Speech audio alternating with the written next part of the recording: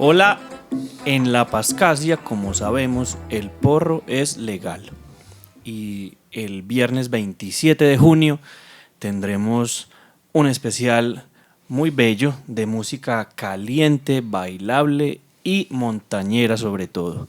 Vamos a hacer nuestro especial de música bailable antioqueña o que se goza en Medellín y tenemos, como siempre, a nuestro director Juan Fernando Giraldo, alias Guapo. ¿Cómo te va? Buenos días Alejo Bernal, estamos transmitiendo desde Orsa Estudios. Camilo, buenos días compañero. Y tenemos un gran honor en este episodio de estar compartiendo con un maestro reconocido, querido, admirado en el medio musical de la región y de Colombia y a nivel internacional también. Un maestro que goza de un privilegio que pocas personas logran, y es ser un clásico en tiempo real, ¿sí? No haberse convertido en un clásico, pero que sigue inquieto, sigue produciendo. Maestro Jorge Cotes, querido amigo, un honor. Muchas gracias, Guapo, muy complacido de estar aquí con Alejandro, con Camilo y compartir también con la gente todas estas vivencias y experiencias de la música tropical que he tenido a lo largo de ya bastantes años, no digamos cuántos, pero un bagaje muy bonito y muy fructífero. Es para nosotros un honor tenerlo acá y qué mejor invitado para hablar de este especial. Creo que le pegamos a donde era, Guapo. Contanos un poco sobre ese especial que viene siendo la segunda vez que lo hacemos, por lo menos en esta sede. El del año pasado lo titulamos De la montaña al baile. Este se llama Música caliente, bailable y montañera. ¿Qué vamos a presentar? ¿Qué tenemos de lo mismo pero muy bueno? ¿Tendremos algo nuevo? Contanos un poquito de qué se trata este especial para que ya nos pongamos a hablar propiamente de esta música. Sí, el primer paradigma de música nacional que tuvo Colombia fue de los Andes, que fue el bambuco. Pero comenzando el siglo XX, con el tema del disco, de la radio, con otros niveles de difusión y otros niveles de conectividad cultural, empiezan a circular otras músicas y otras ideas, y empieza a darse un fenómeno de que el Caribe, las Antillas, empieza a sumarse a unas influencias que venían de México, de Argentina y de los mismos Andes de Colombia. Entonces, otras ideas de la alegría, otras ideas de disfrutar la música desde el cuerpo, otras ideas de modernidad empiezan a surgir en toda Colombia, y a través de personajes como José Pianeta Pitalúa, Adolfo Mejía, Ángel Camacho y Cano en principio, y después Lucho Bermúdez, Guillermo Buitrago, Luis Carlos Meyer, Pacho Galán, empieza a darse un auge de lo caribe, de lo costeño en todo el país, y de alguna manera le gana el pulso a nivel comercial y en el gusto popular a otras ideas que también se venían dando desde los Andes, como la rumba criolla del maestro Emilio Murillo. Sí, Emilio Murillo. Entonces, eran inquietudes que se venían dando en un país que estaba despertando a otras influencias culturales, pero se impone la idea de lo caribe, de lo costeño para el caso colombiano, y eso llega muy temprano a Antioquia y empieza a dialogar con estas otras influencias de lo que se llamaba música fría, que era el tango, la ranchera, los pasillos de Colombia, de Ecuador, los bambucos. Y en principio, de la mano sobre todo de Lucho Bermúdez, más adelante de Edmundo Arias, y de otro montón de personajes que llegan a esto que más que cruce de caminos era una tierra prometida para, pues, por la radio y el disco, empieza a emerger una manera propia de sentir, de expresar, de hacer la música tropical. Entonces eso es lo que vamos a presentar el viernes 27 de junio. Un recorrido que nos va a llevar por la obra de Lucho Bermúdez, de Tomás Burbano, de Edmundo Arias, yendo como en una línea de tiempo, para después visitar los personajes de los años 60, Gilardo Montoya, José Muñoz, importante de los arreglistas, Quique Aguilar, Luis Carlos Montoya, para pasar por la obra de Álvaro Velázquez también, de Fruco, y también para pasar, por supuesto, por la obra del maestro Jorge Cotes. Entonces, ahí está, y también para presentarles con mucho cariño música de nuestra cosecha, de nuestras inquietudes, de la casa. Entonces, creo que me extendí un poco, pero es básicamente de lo que se trata este especial. Listo, así quedamos. Listo, así quedamos, muchas gracias. Pues bueno, quisiera de una manera como cortica involucrar al maestro en ese camino. ¿Cuál fue el camino del maestro? ¿En qué momento se metió en esto que ya es la bibliografía de la música tropical antioqueña? ¿Cuál fue esa inquietud, maestro, por empezar? Y sí. Cuéntenos un poquito porque tenemos... Es importante decir que a nivel familiar, aunque yo no lo conocí, mi abuelo Julio César Benítez tenía como profesión abogado, pero su hobby y su pasión era la música. Tocaba varios instrumentos, la bandola, lira pues, o bandola, tocaba acordeón también, guitarra. Entonces llegaba al trabajo todos los días a practicar, tipo 5 de la tarde, y le daba hasta las 7, 7 y media, 8 de la noche. Entonces tenía esa herencia en casa, pero como no lo conocí, no tuve la oportunidad de conocer ese legado, digamos que andino, porque él era antioqueño. Al contrario de eso, tuve una relación muy estrecha desde muy chiquito con la música del Caribe. Mi papá era costeño, de un pueblito ahí cerquita de Valledupar que se llama La Paz Robles se llama. Y pues las vacaciones eran allá, entonces estando allá pues oíamos toda la música que se radiaba realmente en Barranquilla, que había mucha salsa, pues allá yo conocí a Johnny el Bravo con La Varola, por ejemplo. Por primera vez en mi vida oía el Supercombo Los Tropicales con La Pelota Caliente. Bueno. Entonces empecé a tener una relación muy estrecha con lo Caribe, con lo tropical. Más desde el ángulo de Colombia que desde el ángulo de Cuba o de Jamaica o de las Antillas Menores y eso. Entonces, como digo, esa relación fue muy estrecha ya en los años 70, estando yo empezando la adolescencia. Las orquestas de Venezuela entraron con mucha fuerza a Colombia, invadieron el mercado y entonces acusamos muy fuertemente esa influencia de esas orquestas. Estoy hablando de Lavillos Caracas, que es como la mamá, sí, claro. Pues a la par de Luis Alfonso Larraín, pero no, Larraín nunca tuvo el éxito continental que tuvo Billo. Entonces, Billo, Los Melódicos, el Supercombo Los Tropicales, la Orquesta La Playa, Los Blancos, que han sido súper importantes para mí.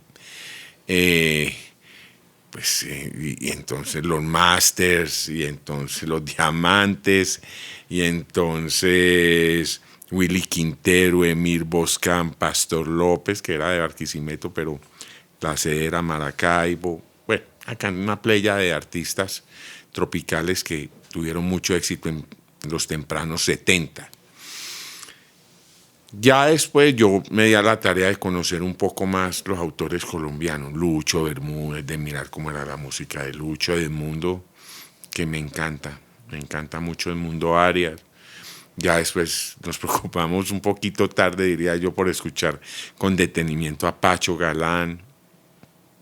Y bueno, en fin. Pero también hay que anotar que Medellín fue muy importante porque Medellín era la casa de las empresas de discos. Entonces tuvimos la oportunidad de conocer artistas. Maestro, perdón, ahí ya estaba usted tocando con quién, ¿o ya estaba por ahí dándole? Ahí estaba como empezando a meterme en la música. Uh-huh. Entonces muy, muy jovencito, la primera orquesta que toqué, ya pues digamos con un corte profesional, por decirlo de alguna manera, fueron Los Claves. Okay. Entonces, ya los Claves habían grabado discos para Codiscos y Discos Fuentes, y pues tenían, digamos que un background, ahí sí, un equipaje.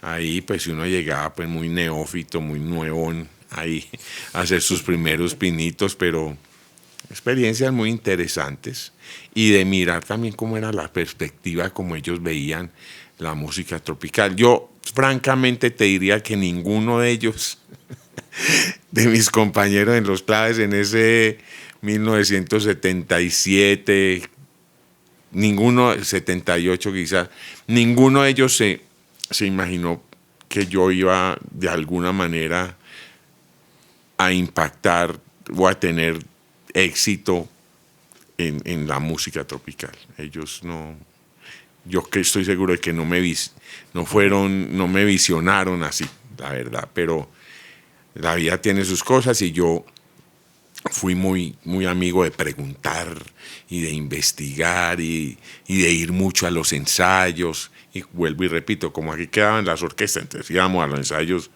de los hermanos Martel, de Fruco y sus tesos, del Combo Nutibara, de muchas orquestas, de Juan Piña y La Revelación. Entonces, digamos, asistíamos mucho a eso, y la verdad se aprendía mucho. Desde el empirismo se aprendía muchísimo. Una última pregunta ahí. Más allá de su influencia pues costeña por parte del papá y eso, pero usted nunca le decían cachaco, o sea, no era como, ay, este cachaco ¿de dónde va a tocar música tropical? O eso no existía en el momento. No, aquí no, en la costa mis primos sí me dicen cacha,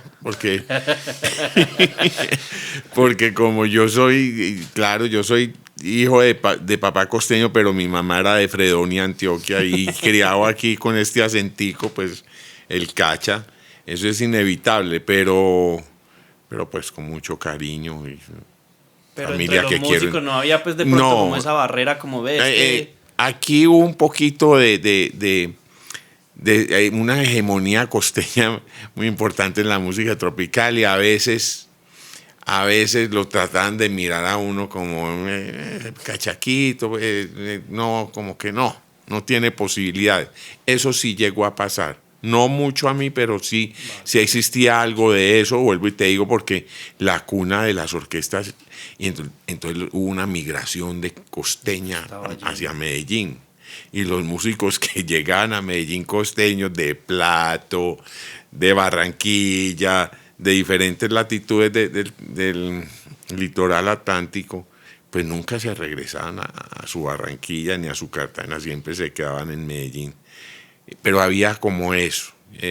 Eso con el tiempo se fue cayendo, y los paisas empezaron, como dice Guapito, a gestar una música tropical muy, muy particular y muy propia, que aquí los primeros conjuntos eran una mezcla extraña entre gogó, yeye y cumbia.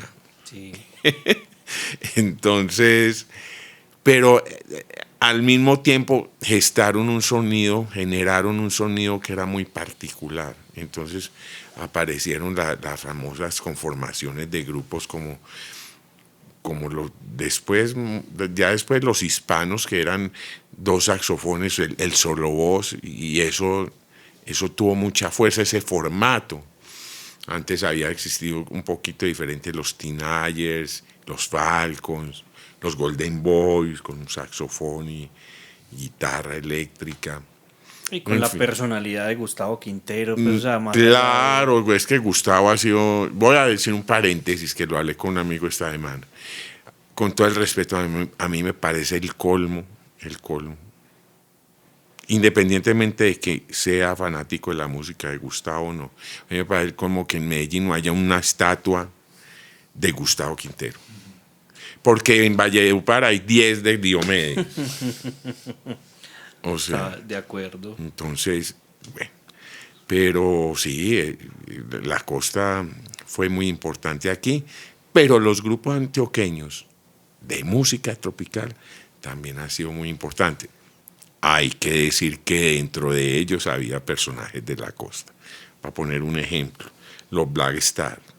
Los Black Stars siempre fueron con Esmelin Zambrano y con Gabriel Romero, pues mucho tiempo con Gabriel, costeños, con toda esa idiosincrasia costeña y esa manera de hablar y esa manera de sentir y todo eso. Pero costeños cachaquizados, ¿no? Ya adaptados al entorno paisa. Voy a meter la cuchara, Milo. Antes de que surgieran los pregrados en músicas populares en Colombia, mucho antes, Jorge sigue siendo un artista que nos ha enseñado que el profesionalismo no exactamente va en la titulación, y la manera en la que ha explorado, recorrido con el rigor y la responsabilidad que lo ha hecho en las músicas populares,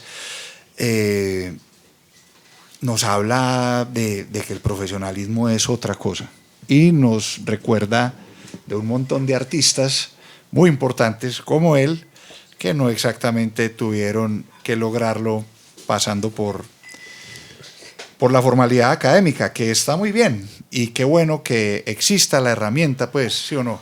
Pero, Giorgi, yo quería que nos comentaras un poco de ese tránsito de ser, no sé cómo te decían, seguramente te decían Jorgito, de ser la mascotica, el peladito de los grupos, en Los Claves, un poco después en música latina, recuerdo que también hiciste escuela.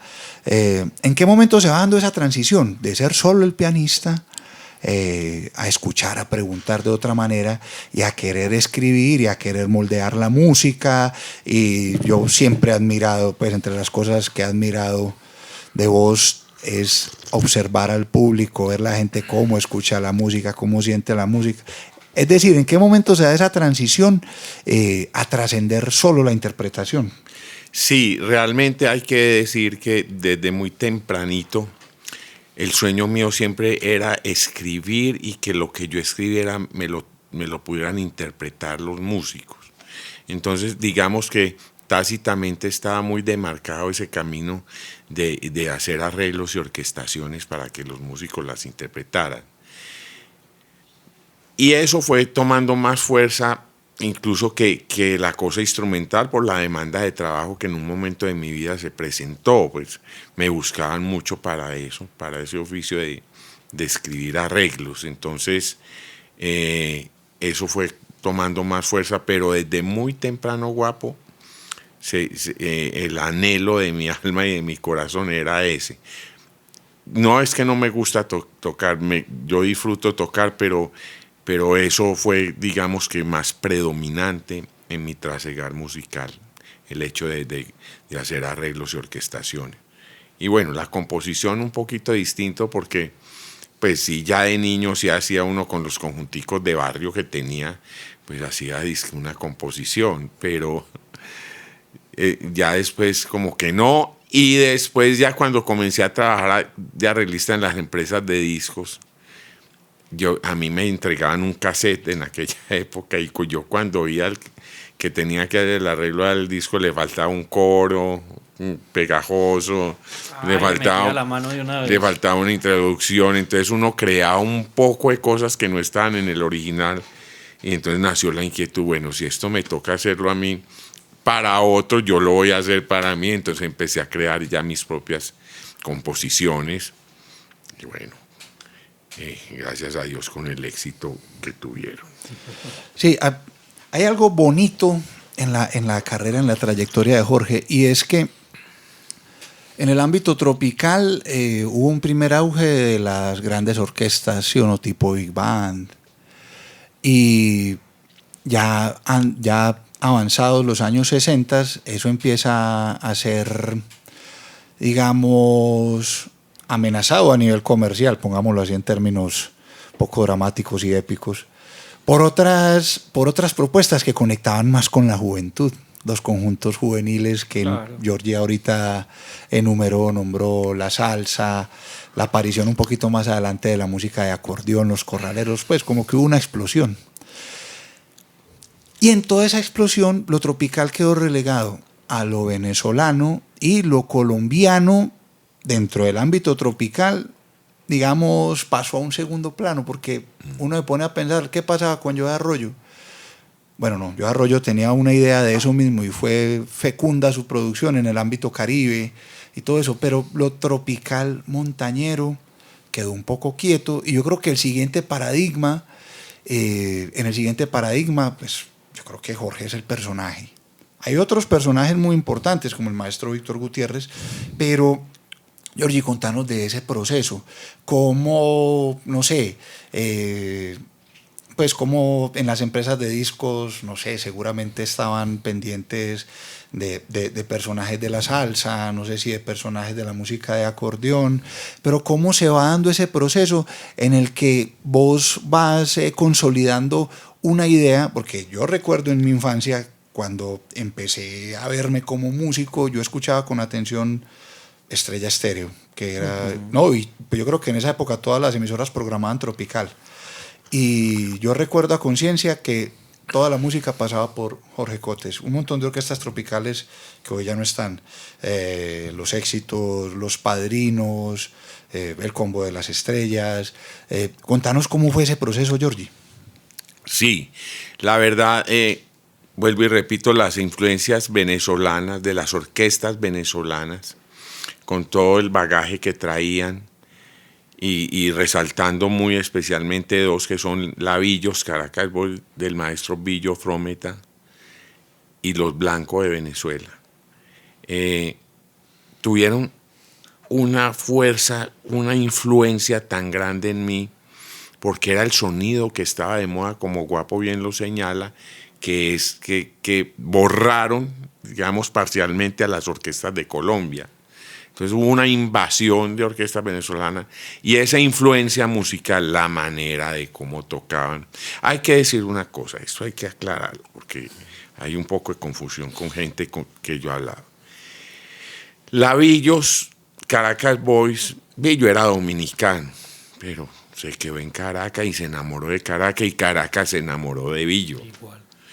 Pero realmente era una orquesta que si tú la coges de los 60 para atrás, en los 50, ellos son del 40 y pico fundados, pero si las coges en el año 58, 57, una orquesta de música cubana, tocando todos los ritmos cubanos, cha-cha-cha, bolero, son montuno, guajira, guaguancó, en fin. Toda esa paleta de ritmos cubanos, guaracha, mambo, todo eso. Ya después fue que ellos, cuando se les acabó ese repertorio cubano, porque todas las orquestas venezolanas al tiempo grababan era puro repertorio cubano. Obviamente el repertorio, esa fuente inagotable se fue agotando y empezaron a mirar para Colombia. Colombia era un territorio virgen porque aquí había compositores que no tenían plata. Y ellos sí tenían plata en Venezuela, entonces les compraban las composiciones o se las pagaban muy barato y las grababan en Venezuela con un éxito inusitado. Es decir, un éxito tremendo, con una fórmula rítmica que creó Villo, que era muy buen músico, pero era muy comercial, inventó un golpe de la tumbadora y uniformó toda esa gama de ritmos colombianos con un solo golpe de tumbadora. Y muchos a músicos costeños aquí no le perdonan eso, ni comulgan con eso, y están en su derecho. Pero eso fue lo que pasó. Entonces, toda esa influencia de Villo y toda esa herencia, para mí, eso me influyó mucho. Entonces, Guapo me dice, ya, cuando empezaste a producir, hay que decirlo así, porque hay que ser justo históricamente. La fórmula con que trabajábamos rítmicamente era la fórmula de Villo. Yo, por ahí me dicen cosas, remoquetes y cosas pues que creo no merecer, pero me lo dicen, que el arquitecto de la música tropical, y yo no creo merecer tanto, en serio, pero lo agradezco, pues, pero yo lo que hice fue organizar patrones, porque a veces la música venía muy desorganizada rítmicamente, como las células rítmicas que componen una canción, como muy anárquicamente. Entonces yo lo que hice fue como organizar y limpiar un poco ese panorama pero todo basado en esas orquestas venezolanas. Después de la mano de amigos como Guapito, Fernando Gaviria, Carlos Piña, y entonces ya hemos tenido una vivencia, y muchos otros, ya una vivencia más cercana con el ritmo colombiano, el porro, con amigos como Alberto Burgos hemos hablado, y muchas horas del porro, de los diferentes estilos, digamos, que hay, de la cumbia, y eso Colombia es mágica en eso, porque la cumbia está allá arriba en el litoral atlántico, pero sí, seguro, lo voy a decir así, Guapo me corrige que es ducho en la materia, pero es posible que la cumbia de Santa Marta sea diferente a la cumbia de Monpós. Claro. O sea, cambian cosas estilísticamente. Pues puse 2 poblaciones como ejemplo, pues por poner un ejemplo.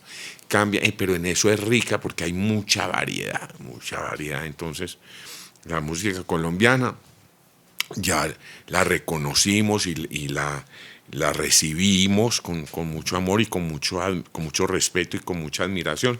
Pero al principio, cuando yo cogí esos grupos, Los Éxitos, los Padrinos, el mismo Combo de las Estrellas, cuando yo hice Con el alma enamorada, por ejemplo, yo lo que quería era una Villos chiquitica, pues yo no tenía sino cinco instrumentos, 2 trompetas, un trombón y 2 saxofones, pero el concepto es como la Villos Caracas, ¿sí? Con las trompetas con sordina, eso era lo que yo quería, y muchos de Suave para Bailar, y la armonización de Suave para Bailar de los pidos, eso, cuando entran las trompetas, la armonización es de los años 40, una armonización que suena vintage, suena vieja, suena como a ese estilo de las bandas de los años 40, de las big bands. Entonces, era como todo eso, pero sí hay que decir que en cabeza de Villo, y ya Los Blancos, de una manera muy, un grupo sui generis, porque un grupo que suena distinto, unos niches, 5 niches y un blanquito que era niche por dentro, porque pues era criado por ellos. Pero entonces con una particularidad, un swing muy exacerbado, lo que llaman swing, o sea, unas condiciones rítmicas y de concepto muy sabrosas. Entonces, un grupo que se sale de la fila en ese sentido, sin haber estudiado mucho. En Los Blancos, hasta donde yo los conocí, que ya en los últimos años, antes de que todos murieran, pues tuve algunas ocasiones para compartir con ellos, y había estudiado Bernardo, el saxofonista, que fue el director mucho tiempo. Ya después fue Ricardo, pero Bernardo Blanco era el único que había estudiado. De resto, eso era el festival del empirismo y de la sabrosura, pero se les daba, como dicen en España, se les daba de una manera increíble. Entonces, es un grupo que representó mucho. La manera que tengo de escribir la música tropical es muy basado como en el fraseo de ellos. Yo quise acomodar ese fraseo de ellos, que únicamente eran un saxofón alto y una trompeta, lo quise acomodar a cómo puede frasear una big band también, con ese mismo concepto. Muy bien. Guapo, quisiera que le expliques a las personas que escuchan este podcast, que algunos serán músicos, pero otros no, ¿qué es propiamente esa música montañera tropical? O sea, como una especie de radiografía muy sencilla, muy simplificada. Allá el maestro nos ha contado un montón. Pero a ver, por ejemplo, yo chiquito tenía un tío que vendía cerveza en el Atanasio Girardot. O sea, era distribuidor de cerveza en el Atanasio. ¿Qué más paisa que el Atanasio? Y a mí me llevaban y yo incluso ayudaba a servir cerveza.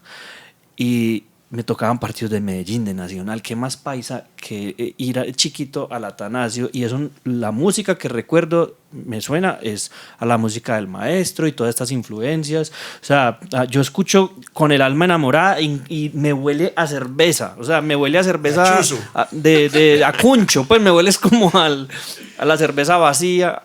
A eso cuando yo escucho con el alma enamorada, inmediatamente estoy chiquito en el Atanasio Girardot. Qué más antioqueño que eso, ¿cierto? Una música que igual ha trascendido las fronteras nuestras, pero es que somos un valle que produce mucha música y que mucha de ella se queda aquí encerrada por nuestra geografía, ¿cierto? Antes de que llegara pues toda esta tormenta de las músicas del reggaetón y todo esto, pero ¿qué es esa o sea, para alguien que no es músico propiamente, ¿de qué estamos hablando? Sí, el acercamiento a los asuntos culturales y a muchas cosas del universo como ecosistema es interesante, más rizomático. Entonces, la música tropical en Colombia tiene un montón de ramitas, de ramificaciones, y en el tiempo podemos ver que en Antioquia hemos tenido personajes que han tomado esas influencias que son propias, que han estado aquí desde hace muchos años en nuestras familias, de quienes tenemos varias generaciones en este departamento, pero que también han llegado a través de diferentes medios, y son personajes que yo creo que se han dado a la tarea son como una suerte de alquimistas, de mezclar, de ver qué le gusta a la gente, de ver cómo se expresa la gente. Entonces eso podría empezar con personajes como Lucho Bermúdez, Edmundo Arias. Pacho Galán pasó por Medellín por muy poco tiempo, pero Pacho Galán podría tener el mismo lugar en Barranquilla, en Soledad. Más adelante aparecen otros personajes como un Gildardo Montoya, por ejemplo, como un José Muñoz. Lo hizo más desde la composición. Gildardo Montoya fue un personaje muy importante que también debería tener estatuas en el suroeste, en el Támesis de los Orozco Uribe, sí, señor. Y en Medellín. Otros personajes como Luis Carlos Montoya, Quique Aguilar, Fruco, Álvaro Velázquez y otros personajes como Jorge Cotes, que se dan a la tarea de mezclar, de cocinar, de intentar, de gestionar, de convocar, porque yo tengo la fortuna de contar con la amistad de Jorge desde hace muchos años, de contar con un montón de aprendizajes en la música y en la vida a su lado, y yo he vivido de cerca muchas cosas que no son exactamente como que el maestro se encierra con su score y su pluma y brotan las bellas melodías y ya estuvo. No. Son muchas luchas con diferentes frentes, con temas comerciales, de trabajo, con diferentes visiones del mercado, con manejar equipos de trabajo. Entonces, son personajes que en este caso son hombres, han sido sobre todo hombres, y que han moldeado. Entonces, a partir de ellos surgen diferentes líneas. Los arreglos de Luis Carlos Montoya, Fruco como un productor. Jorge, hoy, pues hasta este momento hemos hablado de su lugar en la música tropical, en el ámbito tropical, pero los horizontes artísticos de Jorge le han dado para hacer un montón de música que se ha difundido, escuchado en otros ámbitos estéticos. Gildardo Montoya, repito, es un personaje muy importante. Y otros que estamos hoy haciendo exactamente lo mismo, bregando de diferentes maneras, mezclando de diferentes maneras, dándonos de diferentes pelas. Entonces uno hoy escucha Cumbia Stars, La Toma, todo lo que haga Juancho, todo lo que hacemos en esta casa. Entonces creo que no he dicho nada y he dicho mucho. Pero es eso, es como un gran ecosistema con diferentes ramas que va quedando en el tiempo, va quedando en la cultura. Algunos se ciñen más o hacen más concesiones a lo que los mercados o a lo que determinados mercados van dando. Otros tomamos otras decisiones respecto a esos mercados. Pero yo creo que es mirar a los personajes, y seguir sus líneas de estilo. Claro. Porque uno escucha, Fruco es un productor musical del que han surgido Sonora Dinamita, Fruco y sus tesos, Latin Brothers, Afro Sound, Uganda, Kenia. ¿Quiénes están detrás de eso? Álvaro Velázquez, que el Villanueva, que el Bonfante, que Luis Carlos Montoya. Entonces uno dice, bueno, listo, Gildardo Montoya. En Gildardo Montoya hay un montón de música parrandera, pero también hay una idea de la música tropical, porque Gildardo Montoya es la génesis del Combo de las Estrellas, por ejemplo. Claro que sí. Y así mismo, entonces uno ve a Jorge Cotes, y uno dice, listo, primero unos años del Combo de las Estrellas, después del Tropicombo, un montón de música nacional que mucha gente no sabe que es de Jorge, con los Tupamaros, con Juan Carlos Coronel, y así. Yo creo que es una manera de abordarlo. Bueno, creo que para profundizar en eso y meternos por otros lados, por ejemplo, contanos un poquito qué canciones hay más o menos, como qué recorrido hacemos cortico para que sigamos hablando con el maestro, que yo tengo, por ejemplo, una pregunta para después. Sí, es difícil. Todas las elecciones son parciales e incompletas, pero vamos a pasar por música del maestro Jorge, por supuesto. Vamos a pasar por la obra de Álvaro en su ámbito salsero, ¿sí o no? Vamos a pasar por la música de los graduados, por el sonido de los graduados, y ahí nos acercamos a las ideas musicales de Quique Aguilar, de Gildardo Montoya. Vamos a pasar por una suerte de génesis en la música de maestros como Lucho Bermúdez, perdón, Tomás Burbano, Edmundo Arias. Con mucho cariño y respeto vamos a presentar cómo va nuestra idea de lo que es una orquesta tropical, nuestras inquietudes, porque volveremos a tocar una composición de Camilo Orozco, que está presente en su proyecto que se llama Garúas. Tocaremos música de José Villa, de David Robledo. Entonces será un recorrido que procura ser bailable, procura ser sabroso y que procura ser interesante a nivel musical. Muy cuidado, con cariño. Muy bien, ahora que hablabas sobre los músicos, manejar orquestas, manejar toda esta, no sé, mucha gente que viene haciendo su proceso y de pronto se ve tocando y tocando, haciendo giras.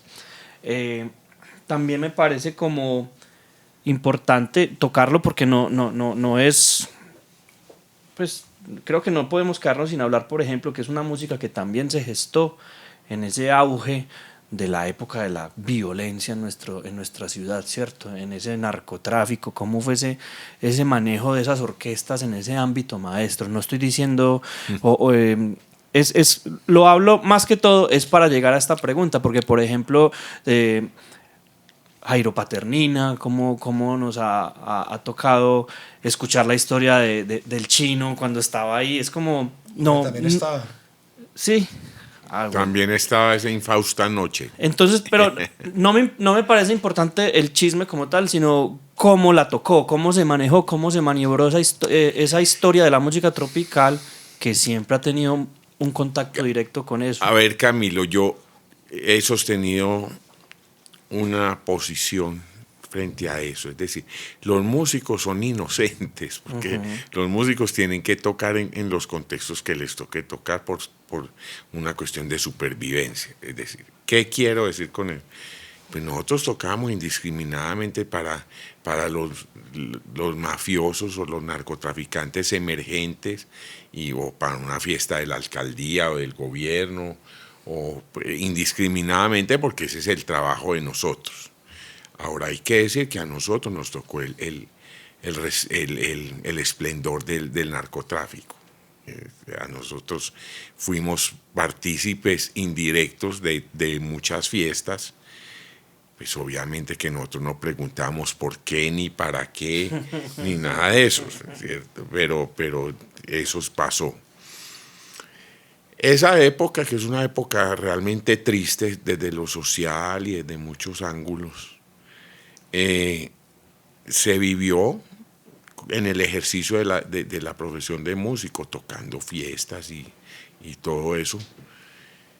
Pero sí hay que decir que ya en la sensibilidad humana y sin meternos pues en honduras morales ni éticas, pero sí, digamos que en términos generales fue una época triste, pero no paró el mundo musical, se siguió produciendo. Las empresas de discos que fueron artífices súper importantes siguieron haciendo producción, siguieron produciendo, y ellos simplemente fungían o funcionaban como clientes potenciales de uno. Habrá personajes que se involucraron de alguna o de muchas maneras con ellos, pero Sí, no, la el pregunta no iba por ese lado. músico nato no se involucró. Realmente complació, tocó, funcionó, hizo su ejercicio de su profesión, pero no se mezcló con ellos porque los intereses naturales de un músico están lejos de quererse cargar con droga para llevarla para otra parte. Yo no quisiera que nos fuéramos sin hacerte esta pregunta, Georgie. En todo lo que vos haces hay un cuidado, y ahora nos revelaste una parte, digamos, de tu método, ¿sí o no? El orden, la organización, uno encuentra simetría, uno no encuentra cuidado. Pero yo quisiera que nos hablaras un poco, porque siento que a veces es una faceta que se deja quietica y descuidada. Jorge Cote es compositor de canciones. Uno piensa en Amor a primera vista, Con el alma enamorada, uno piensa en Distancia, Tormenta es tuya, ¿cierto? Tormenta, sí. Tormenta es tuya, Misterio es tuyo. Misterio. Canciones que hoy son clásicos. Contanos de esa faceta tuya, no sé, las motivaciones, los intereses, las metodologías, cómo, pues el Jorge Cote es compositor de canciones. Listo. Para empezar, vuelvo a lo que dije ahora, que movidos por la inquietud de no hacerle las canciones a otras personas, decidí hacer las propias canciones con los elementos que yo tenía o que yo conocía mejor. Entonces, bueno, así empezó, pero había también, ya cuando vimos que las canciones funcionaban, y funcionaban, hay que decirlo también, porque tenían unos parámetros que eran comerciales. Es decir, no hacíamos composiciones por el hecho de inspirarnos y crear la obra mía, sino que hacíamos canciones que el pueblo pudiera Vamos a hacer consumir. un coro pegajoso, Entonces, bailable. claro, y entonces tratábamos de construir las composiciones con esos elementos.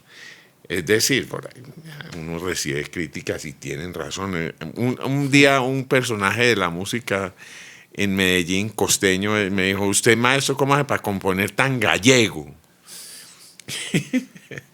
Y yo le dije: sí. Oye, expliquémosle a la gente qué es gallego. Por ejemplo, si se inventó el rayo cuchuquizador casi.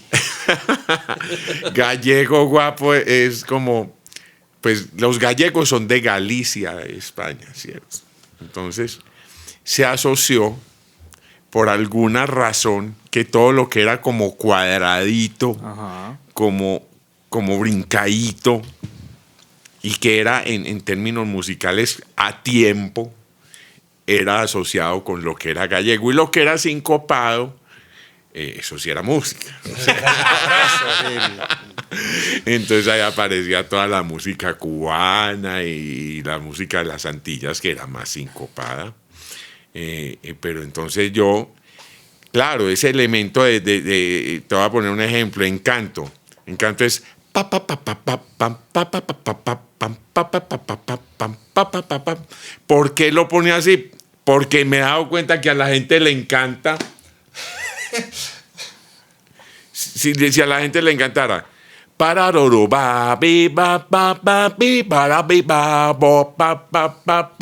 lo haría así, pero a la gente le gusta.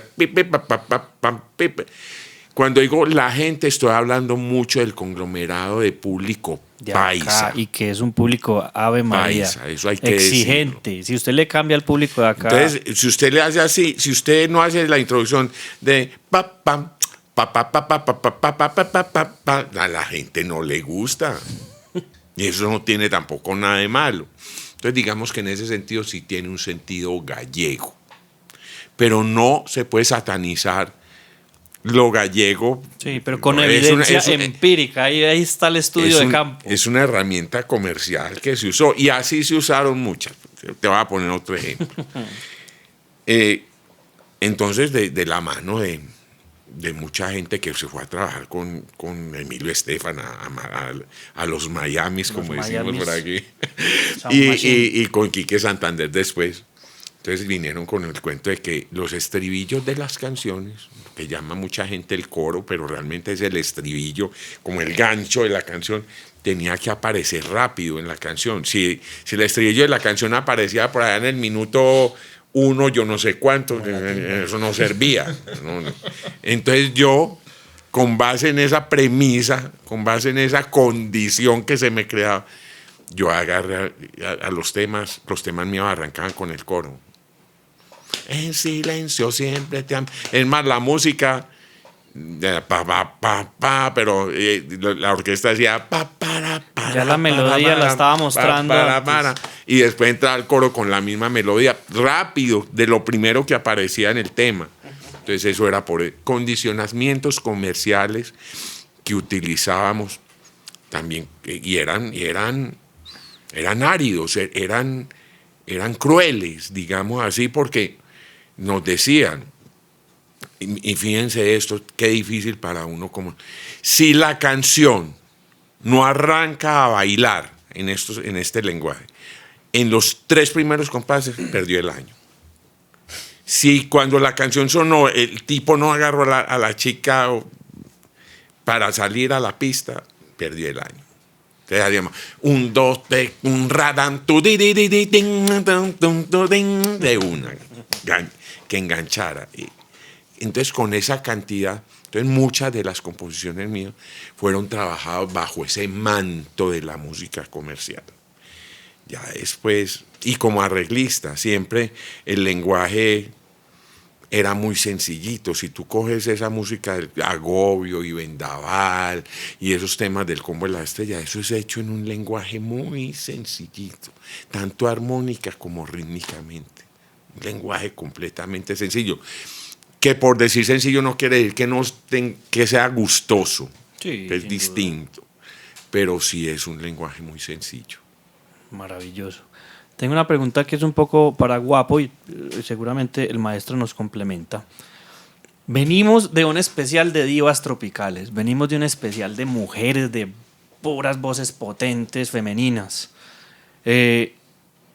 No encuentro ese equivalente en esa música caliente, esas figuras femeninas predominantes. Creo que sí hemos estado hablando más desde unas figuras masculinas, unas voces muy importantes.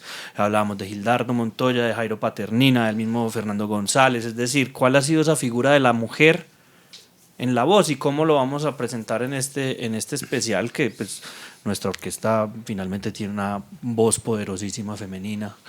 ¿Cuál va a ser ese? ¿O por dónde nos vamos a meter, mejor dicho? Ayer estaba pensando en eso y pensé en ponerle un mensaje a Juli, como que bueno, Juli, porque siempre que nos encontramos con este especial pasa lo mismo. Y es que hay muy poca música para mujeres, para voces femeninas. Juli casi que nos va a apoyar en los coros y hará algunos números que grabó Matilde Díaz con Lucho Bermúdez. Ahora, allí hay razones sociales, culturales, que tienen que ver con aspectos de género que conversamos en el podcast anterior con la profe Carolina Santamaría. Por ejemplo, eran tiempos en los que, a pesar de que la alegría y el cuerpo se estaba expresando de otras maneras a través de estas músicas y a través de proyectos como El Loco Quintero, con los graduados, como Los Corraleros del Majagual,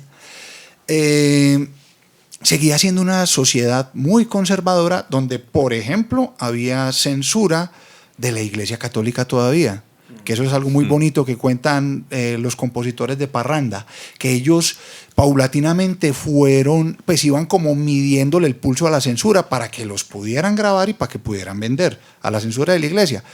Y el lugar de la mujer en estos imaginarios conservadores es que la mujer no está para estarse exhibiendo y cantando en un escenario música caliente para que la gente baile y se emborrache en la calle. Entonces, es otra faceta de la cultura y de nuestra historia y de la música tropical. Y de este valle. Y de este valle de lágrimas que no podemos devolver el tiempo y cambiarlo. Entonces, son facetas, son matices del repertorio y de la historia de la música tropical. Esto es un repertorio predominantemente masculino. Sí, paradójicamente, yo quiero hacer una anotación breve. Paradójicamente, en este momento actual, tú te quedas aterrado del fenómeno cumbiambero que hay, porque hay que decirlo así, como para que se me entienda. Hay cumbia en muchos países de Hispanoamérica, en muchos. Y curiosamente hay muchas mujeres que son líderes de grupos y que son las cantantes de esos grupos. Entonces, pasa mucho como en Colombia, como ese tener a la mujer relegada, porque acuérdense que de alguna manera Venezuela con los melódicos, que con todo el respeto de Renato Capriles, pero los melódicos era como una imitación de Lavillos, pero ya con una esencia distinta. No quiero decir que ni más buena, ni más mala, ni entrar en juicios, pero con una esencia distinta. Entonces, ellos pues siempre implementaron una cantante femenina desde el principio, desde el año 58 que fueron fundados. Entonces, aquí en Colombia se ha pasado eso, se ha relegado mucho. La mujer no ha tenido la fuerza dentro de las agrupaciones, con algunas excepciones, obviamente. Pero ha pasado eso. Pero en Latinoamérica, ¿no? Yo miro aterrado, por ejemplo, en Argentina, cantantes que llenan estadio, aquí no las conocemos. Dalila, por ejemplo. Métanse a YouTube y busquen Dalila para que vean estadios llenos. Una mujer. Hay otra que incluso la convirtieron en santa, Argentina. ¿Cómo se llama ella? Es como una suerte de José Gregorio Hernández, pero mujer, pero era una cantante de cumbia. Ok. Sí. Bueno, hay que buscarlo. Y cosas de esas. No me acuerdo el nombre en este momento. Pero sí, ¿por qué? No sé. Pues obviamente el ingrediente femenino en una orquesta es interesante por muchas cosas. Pues habrá quien diga, no, es que refresca la vista y entretiene. Y pues los que lo miramos desde la música es ofrecerle una opción y una variedad al público. Pues si tienes 4 cantantes, pues que haya una mujer, no 4 hombres. Pero son maneras y perspectivas de verlo. Bueno, creo que hemos dado cuenta un poco de lo que veremos en el concierto y de ese recorrido tan importante del maestro Jorge Cotes en esta música tropical. Agradeciéndole por aceptar nuestra visita y felicitándolo por esa gran carrera y por ese conciertazo que se mandó hace unos días celebrando 30 años, ¿cierto? Pues sí, 30 años del Tropicombo. 30 años ya del Tropicombo, increíble cómo pasa el tiempo. Realmente grabamos en el año 95, sí, la primera canción. Pero para Guapo y para la gente que me pueda comprender, de pronto no quiero ser tampoco que sonar muy extraño para la gente, pero por ejemplo fue un reto muy bonito porque pues yo no quise hacer el Tropicombo en Big Band que sonara de manera tradicional, sino una orquestación ya con acordes más densos, pero que yo tenía mucho miedo porque pensé que en algún momento eso iba a desvirtuar el estilo. Y quedé muy complacido porque realmente funcionó, siendo una orquestación con más tensiones, más armónicamente más densa, algunos elementos armónicos más sofisticados, pero funcionó.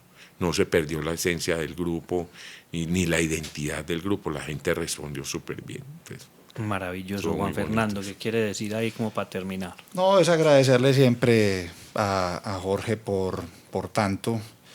Es un referente porque sigue siendo un artista que en búsquedas, en diferentes búsquedas. Es un artista que frente a lo que vaya ocurriendo con los vaivenes del mercado, se adapta y siempre con la excelencia, con la calidad. Es mucho lo que hemos aprendido y ojalá podamos seguirlo haciendo por muchos años y seguir compartiendo momentos bonitos. Esa admiración y cariño sincero, lo que yo especialmente, y sé que muchas personas aquí sentimos por Jorge. Muchas gracias, Guapo. Para mí ha sido un placer compartir. Siempre que hablemos de estos temas me invitan porque yo realmente lo disfruto mucho. Y pues frente a lo que dice el Guapo, lo que más yo quisiera y en el camino en que estoy, y estoy tratando de lograrlo y de construir en ese sentido, es dejar de alguna manera el mucho o poco conocimiento que yo tenga, dejarlo sembrado en ustedes, que son la generación que viene ahí detrás, para que eso pueda ser explotado, ¿no? Porque uno finalmente ya desencarna y no se ya ni los scores ni el conocimiento. Entonces el conocimiento tiene que quedar legado aquí en el planeta. Entonces sería muy bonito, y estoy, como te digo, trabajando en eso, porque muchos músicos me dicen, ay, pero y eso, el día del concierto fue muy grato para mí, porque músicos muy, muy prestantes se me arrimaron y me dijeron, wow, eso son increíble. Entonces qué bueno que no se quede ahí, porque es que yo no me gano nada sino compartiendo, que podamos compartir y que Guapo lo pueda hacer y ya lo pueda adaptar a su manera y que aquel lo pueda hacer. En esas como que estamos. Pero eso es usted, no todo el mundo es así. O sea, esa generosidad es un rasgo particular suyo. Sí, pero es que uno no se lleva nada. Uno no, cuando ya te meten en ese cajoncito, ya tú no te empacan ni la plata, ni nada, ni la loción, ni nada de eso. ¿No? ¿Para qué? Venga, ya para terminar, aquí Alejandro Bernal, que nos está grabando y a su vez es el programador de La Pascasia, me cuenta que podemos tirar esta primicia, que es una maravilla, que no la hemos dicho por ninguna parte, y es que el 12 de septiembre vamos a tener el Tropicombo en La Pascasia. ¿Cómo le parece? Qué bien. ¿Qué se siente eso para nosotros poder decir que tenemos cómo recibir a una orquesta como la del maestro en La Pascasia? O sea, qué emociones. Es como confirmar y validar el proceso que estamos haciendo como centro cultural, como espacio técnico. Para nosotros va a ser pues la locura tenerlo aquí, maestro. Muchas gracias. El honor es para nosotros. Agradezco a Guapo por esa diligencia y por esa gestión de habernos querido tener en cuenta. Es muy bonito que ustedes desde La Pascasia, de la parte organizacional, de la parte artística, hayan pensado en nosotros, porque es lo que estamos hablando. Finalmente es como un compartir y no cerrarse solamente en lo que hacemos nosotros y parar de ahí, y no hacer nada más, sino traer invitados y mostrar otras cosas y compartir en un escenario que tiene un público que puede ser afín a los dos estilos que tengan las orquestas. Entonces es muy bonito, lo agradezco profundamente, gracias.